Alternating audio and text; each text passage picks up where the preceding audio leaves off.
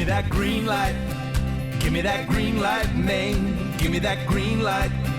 Give me that Greenlight Maine. Give me that green light. Give me that Greenlight Maine. Give me that green light. Give me that Greenlight Maine. Welcome to the Greenlight Maine College Edition. This is the series that gives Maine hope for the future. We have 7 schools and 10 companies advancing Maine, creating jobs, and drawing a lot of excitement and attention. It's also the people here who make it happen, like our judges. They are forward-thinking and work hard to drive Maine's economy. Let's chat with them for a minute. You know, there's so much more to Maine than lighthouses and lobsters, even though we love it. There's a lot going on in the economic climate, and you 3 are a huge part of that. So tell the folks at home what is really happening. Scott Blake from Bangor Savings Bank. Thanks, Julian. The small and micro businesses are a huge part of the Maine economy, and that's one of the things that makes Maine a little bit different than other places. So it's great to be involved in helping to get new companies going. All right. Tom Kittredge from Maine Technology Institute, you're up. Yeah, thanks. It's great to be back today. You know, working at Maine Technology Institute, I get to see innovation taking place all across the state. And, you know, there's amazing innovation going on in Portland, but I think what really excites me is some of the innovation going on in more rural parts of the state. So that's something I'd say I'm really excited about. So important. And Rich Brooks from Flight New Media, what do you think? I think that there's a lot going on in research and development that most people don't even know, and especially in certain fields like aquaculture and other biosciences, there's a lot here to be excited about. Perfect, great feedback. We're gonna talk to you guys in a couple minutes. It's time for our first pitch. Abby Anderson from the University of New England is here with Clyk. So whenever you're ready, look right at the judges and have fun. I've created Clyk, a social media app that aims to make every student feel connected to their college campus. My name is Abby Anderson, and by the end of my sophomore year of college, I had never felt more isolated in my life. Even though I was the captain of my tennis team and I had a good GPA, I still felt like I hadn't found my people yet at school. After talking to a dozen other college students from across the country, I quickly realized I wasn't the only one feeling this way. In fact, over 2 million college students annually drop out of higher education because they don't feel like they fit in with their college's social life. I've spoken to over 40 universities, from Texas A&M to Ohio State to UNE, and they all shared the same problem. They were reporting record low attendance rates at events that defined their campus culture, and furthermore had limited visibility into what their students were actually interested in. Clyk has taken conventional social media tactics and turned them on their head. Students are the users, and student affairs departments are the customers. Students connect based off of their interests, hobbies, and personalities. This approach is unconventional in the sense that once you're connected with somebody, you're encouraged to get off of your phone and meet in person, finding your Clyk. Let me give you a real example from a student I spoke with. Meet Cam. He's a senior football player at UNE who recently decided to go vegan. However, he doesn't know other vegan students on campus. Cam can use Clyk to find other vegans at UNE and furthermore share new recipes and cooking ideas through a group channel. Universities can take this information and sponsor a vegan cooking class in which Cam and his new connections can meet up at the event. Clyk also partners with local businesses such as to create a connection between college campuses and the surrounding community.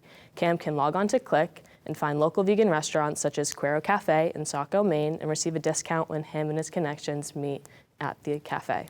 Clyk will increase college retention rates, boost local economies, and ultimately make students feel connected to their college campus. I recently had a conversation with David Shaw, the founder of IDEX, who immediately saw the potential for a tool like this in a variety of different settings. I've heard time and time again from the universities I've spoken with that they could have used my solution yesterday. With the money I win from Greenlight, I will be able to launch the beta model of my app in the fall of 2023 at 3 Maine colleges. Thank you. Excellent pitch, Abby. Okay, Scott, first question. Well, I'm intrigued by the local businesses angle. Is that part of the business model that you have in mind for funding this? The goal of the app is to ultimately get students connected to each other. So while we're encouraging them to get off campus and visit local businesses, the model is not to make money off of the ads on the platform, but to furthermore sell to the university. Tom. I think it's a really powerful idea, and I certainly remember being in college and feeling that disconnect, and obviously community is so important. I'm curious, for social media platforms especially, you kind of need to reach a critical mass of users to have it be something that people want to get on. Have you started to think about how you might attract those initial adopters yet? Absolutely, that's a good question. I've thought a lot about how to introduce this to universities. I think when students enter into college in their first year experience, this is a nice way to segue into introducing Clyk on their campus, so that way in their sophomore, junior, and senior year of college, they have the tools they need to continue to meet people, explore new interests, and feel connected to their campus after their freshman year. Rich. I'm curious I love the idea, by the way. I'm just curious to know, when you say the college is involved, what kind of information will the college's staff see of what the students are sharing, and how much privacy issues are there and controls there? Definitely, and having students keep privacy on the platform is a big concern for me, and I'm planning on hiring a chief technology officer as my first hire, so I can make sure there's a balance between what universities can see and how private students can be on the platform. And ultimately, universities will be able to see a summary of student interests, so they won't be able to access every single channel that students are talking on. So it's privacy. That's great. Scott. I was just thinking about areas where there are multiple universities that are close together. So Boston, for example, the 5-college area, even Portland.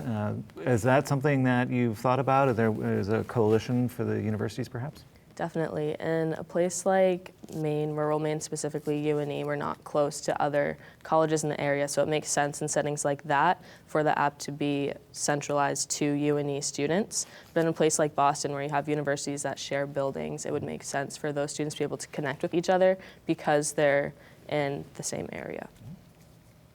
Tom. I was just curious to learn a little bit more about the competitive landscape and whether or not you perceive any risk that Facebook or another company might kind of try to intrude and steal some elements of your model. Definitely. So over 40% of small businesses fail because they don't take the time to research their problem, and they come up with a solution that doesn't solve a problem. So this past summer, I've spent the time talking to universities, talking to students, and figuring out what their needs are. And currently there aren't any competitors that are meeting those needs. So through me having a deeper understanding of what their problems are, I've created a solution that meets those needs. We get time for one short, quick question, Rich. What can you tell me about, you say you want to get people off the app once they've started to use it, but is there some sort of engagement tools, or is there a news feed like there is on other types of social platforms? Definitely, there's a centralized feed where students can see what's happening on campus and off campus, so that way they can get off of their phones and meet people and feel like they belong at their colleges. Excellent idea. You are definitely ready to launch, so congratulations. Thank you. We are going to take a quick break and come back with our next pitch, which is all about the four-legged friend, so you're not going to want to miss this. We'll be right back.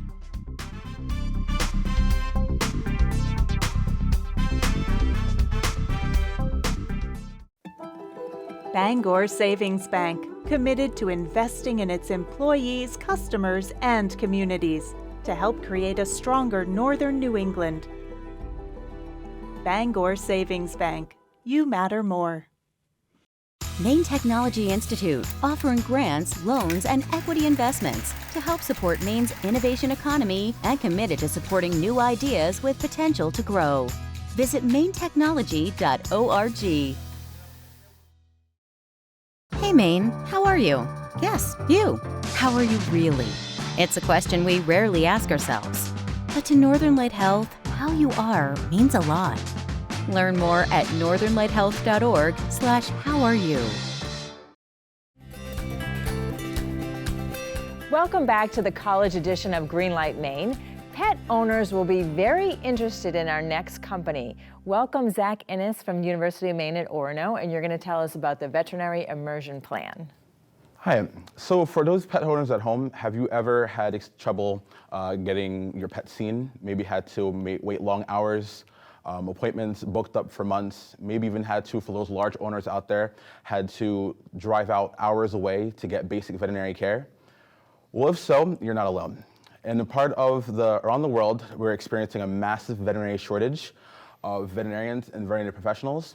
In the state of Maine, as of now, there are less than 500 active veterinarians And the people that are suffering the most are in central and northern Maine, where you would have to travel down to Portland to get any type of specialty or emergency care for 24/7.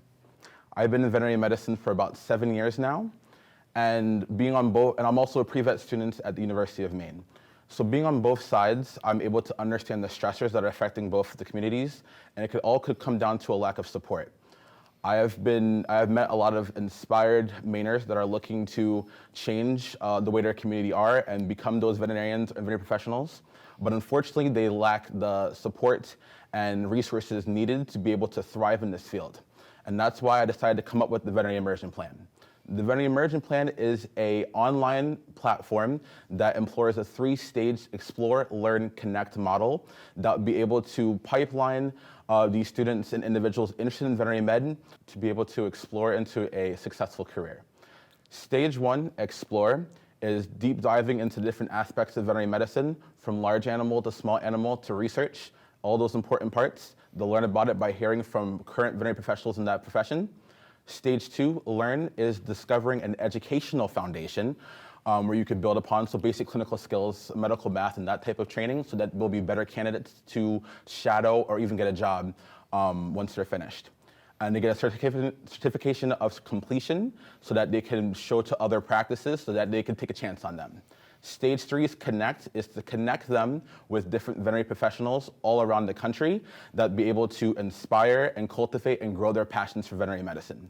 A good part about Veterinary Immersion Plan, the one that I love about it the most, is that there are so many aspects of veterinary medicine today, from aquatic animals, zoo animals, cardiology.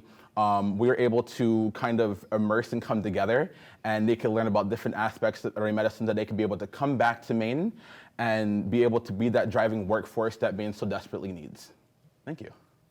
Outstanding. You just knocked it out of the park. All right, Scott. Nice to end. Thank you. I'm intrigued by this. I think it's a really interesting concept, and I guess I'm curious about what do you envision being kind of the time frame that would be involved in somebody going through this steps and kind of getting to the initial thing out of the way? So what I love about this is that it's very comprehensive, and it's really kind of at your own pace. So let's just say you're in high school or in middle school, you just want to learn about more things, and you go onto the website and learn about those different careers in veterinary medicine. If you're in college and you want to get those veterinary hours and whatnot, then after you go through stage 1 and kind of figure out what you want to do or have a generalized idea, you go to stage 2, and that's like those little modules, online modules, and have a little check your understanding quiz to have a basic understanding. The one thing I learned about in vet med is that you don't have to know everything, but just be able to ask for help and kind of understand those basics, you'll be able to thrive from that. And then after that stage 3, if you want to look for more experiences, connect with those mentorships program. After that, you're able to kind of reach out on the website and go and connect with these veterinary professionals at any stage. Wow, a lot of educational resources. Tom? Yeah, it sounds like it's addressing a really important issue. I'm curious about the regulatory landscape. Do you need to get accredited or how, to show that the program meets standards? Yep. So the good thing about this is that a lot of veterinarians, veterinary professionals are on board with this project. So that I reach out to them, and before any stage 2 content is released, I have them peer reviewed by veterinarians, vet techs, like an advisory panel to make sure that it's on the up and up. Rich. Zach, I love the idea, and you definitely identified a real problem here in the state. I'm curious about your revenue model. How are you making money for your business plan? Yep. So as we get traffic throughout the site, we have one of the big gaps that is in veterinary medicine is a lot of the pet industry and undergraduate students or high school students. There's that big disconnect. So you would have these companies, these pharmaceutical companies, biotech for cancer research, veterinary schools would come and try to, I guess the word would be interact with these students. And so they would come on, for advertisements purposes, and the more traffic that we get, as well as revenue for advertisements and programs as well. There's new programs being innovated every single day for veterinary medicine. They want to get that out there. They want to get that to the people, especially in these areas, rural areas, for it to be better. And that's kind of where the majority of the revenue would come from. Very well thought out plan. I can just see all the four-leggeds jumping for joy right now. So thank you so much. Thank you very much. We're going to take a short break. When we come back, we're going to hear from our judges, so don't go away. We'll be right back. Come on over.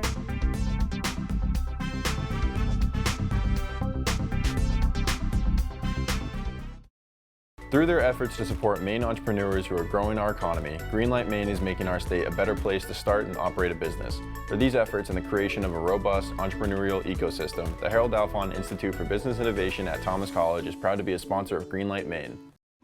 FAME came along at a time when we really needed somebody to believe in our mission. It's so nice to have somebody actually try to understand what we're doing.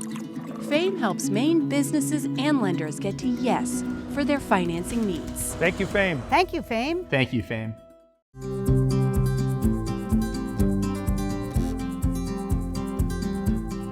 Martins Point Generations Advantage, offering comprehensive Medicare Advantage plans.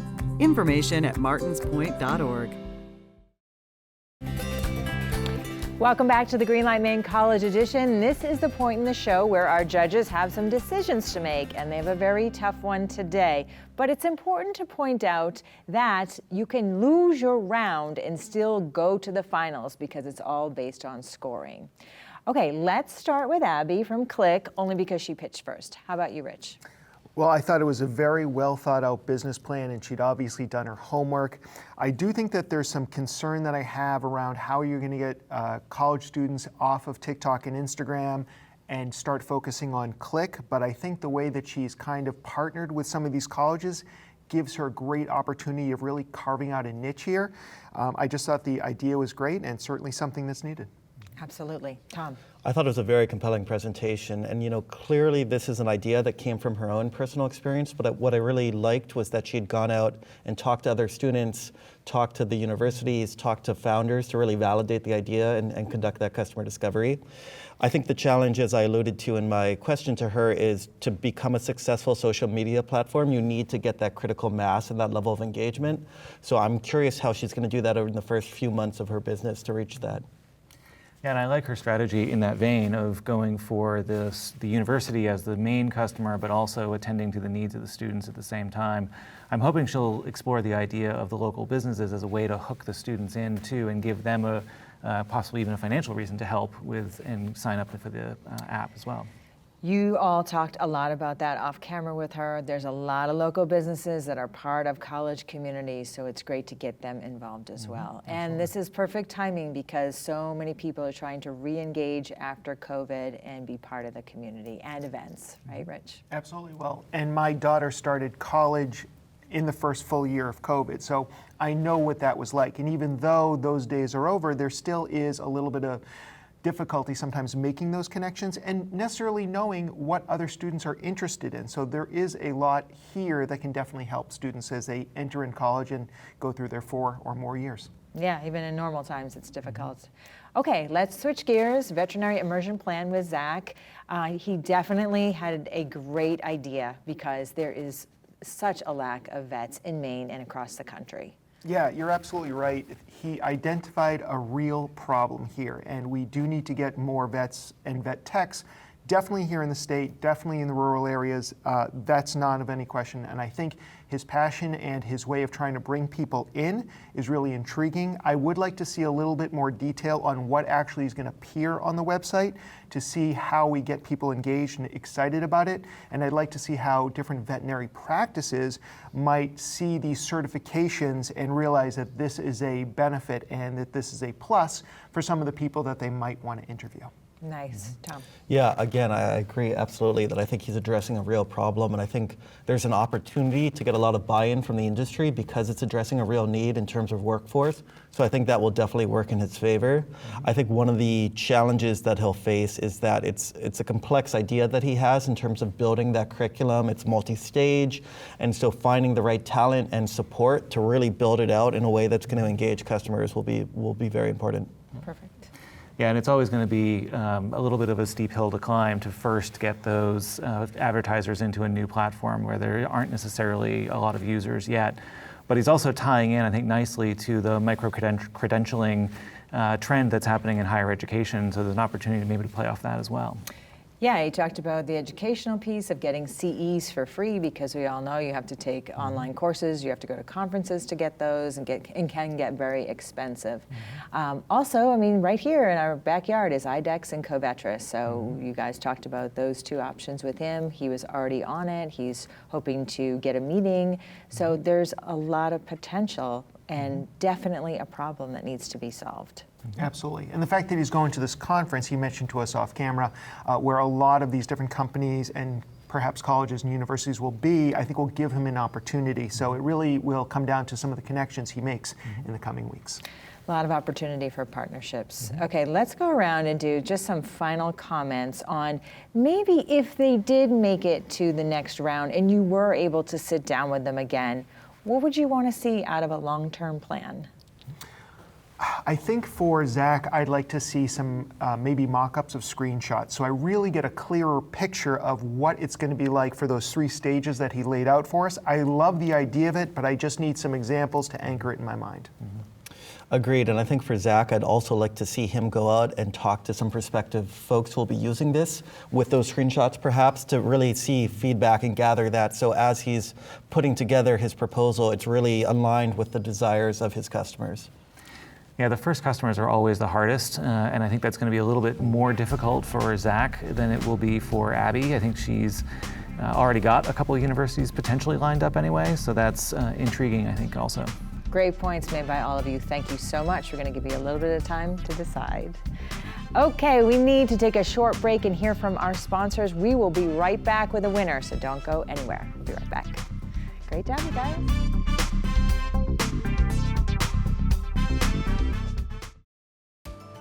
If you own a business and want to get more involved with Greenlight Maine, go to our website at greenlightmaine.com. Partnering with us means supporting startups, creating jobs, and building Maine's economy. Maine Technology Institute, offering grants, loans, and equity investments to help support Maine's innovation economy and committed to supporting new ideas with potential to grow. Visit mainetechnology.org. Albin, Randall & Bennett, committed to providing accounting solutions to Greenlight Maine startups, working with businesses and organizations that operate locally and nationally. ARBCPA.com.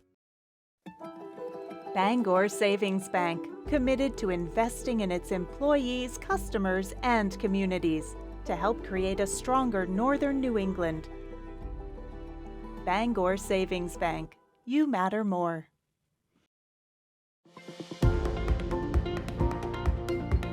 The world of entrepreneurship is rife with axioms, buzzwords, and fads that many entrepreneurs become prisoners to. Some would say the concept of the pivot has become one of those fads. However, I would have to disagree. In fact, having the ability to pivot as an entrepreneur is one of the most important lessons and indeed skills to learn.